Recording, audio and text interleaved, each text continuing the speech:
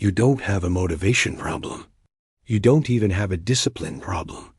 You have a self-image problem. You built your identity around potential instead of execution. And now you're stuck between who you could be and who you refuse to become. Let me paint you a picture.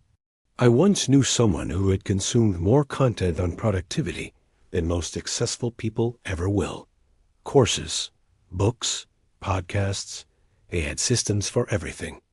Color-coded calendars, perfect morning routines written down, a 5-year plan that looked like a business proposal.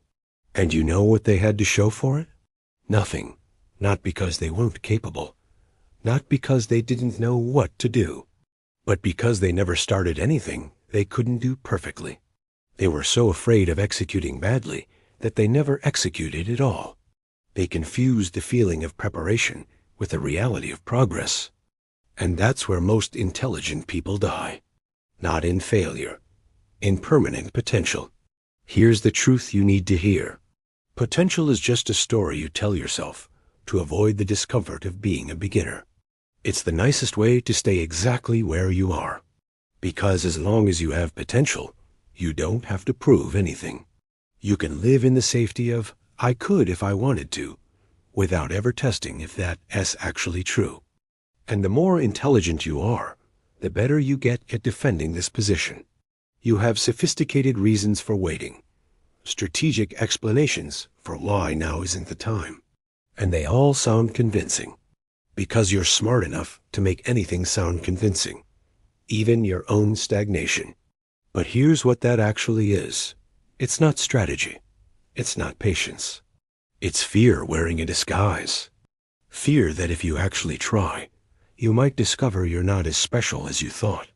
That the potential everyone praised you for was just a mirage, so you protect it. You keep it theoretical. You never put it to the test.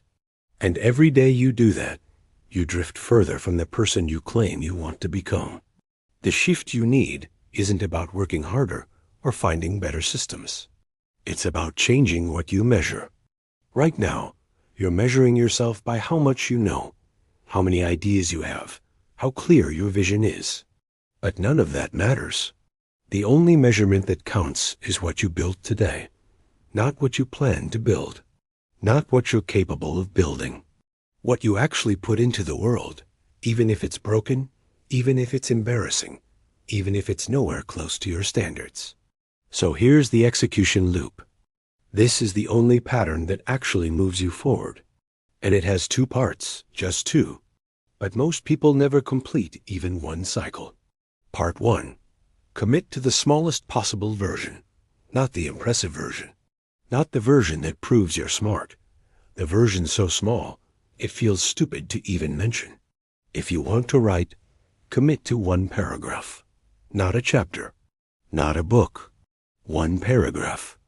If you want to build something, commit to the ugliest possible prototype. If you want to change your health, commit to 1 push-up. I'm serious.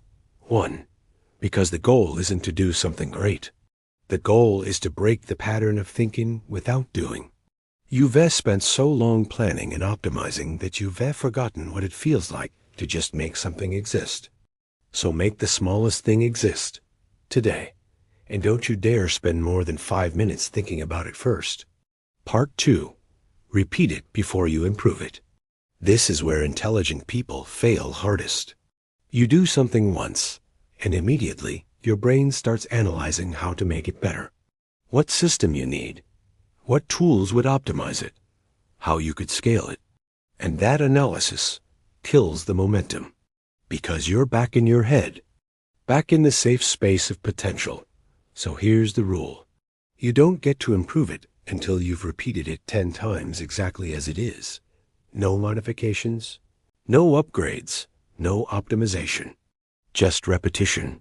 Because repetition is what builds the identity. Every time you show up and do the thing, even badly, you're becoming the person who does the thing. And that person is infinitely more valuable than the person who knows how to do the thing but never does. Now, here's what this loop actually does. It doesn't just build habits. It rewires how you see yourself. Right now, your identity is built on what you know, what you've learned, what you're capable of in theory. But that identity is fragile. It collapses the moment you're tested.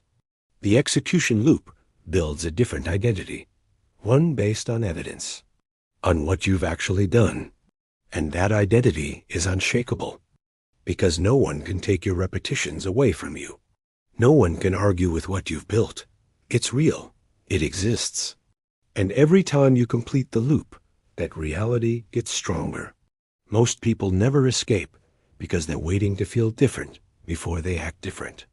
They think confidence comes first. Clarity comes first. Readiness comes first. But it doesn't. Action comes first. Terrible, imperfect, embarrassing action. And everything else follows. You don't think your way into a new identity. You build it, one small repetition at a time. And the beautiful thing is, once you've done it enough times, you stop needing to convince yourself. You stop needing motivation. You just do it, because that's who you are now. Not someone with potential, someone with proof. Here's what I want you to understand. Intelligence is a tool, and like any tool, it's only valuable when you use it. But you've been using it backwards. You've been using it to analyze, to plan, to protect yourself from looking foolish. And all it's done is keep you frozen. So flip it.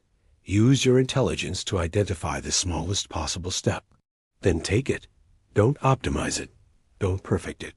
Don't even think about it for more than 60 seconds. Just take it. And then take it again and again, until doing becomes easier than thinking. You're not stuck because you're not smart enough.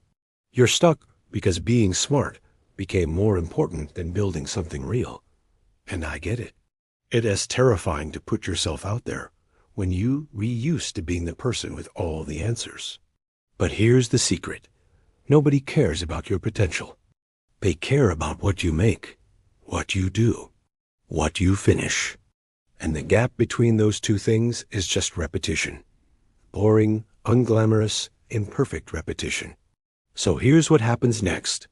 You pick the smallest version of the thing you've been avoiding. And you do it. Not tomorrow. Not when you're ready. Right now. And then you do it again tomorrow. Not because it's going to be great. Because it's going to prove to yourself that you're not the person who just thinks anymore. You're the person who builds. Stop protecting your potential. Start building your proof. That's the only way forward.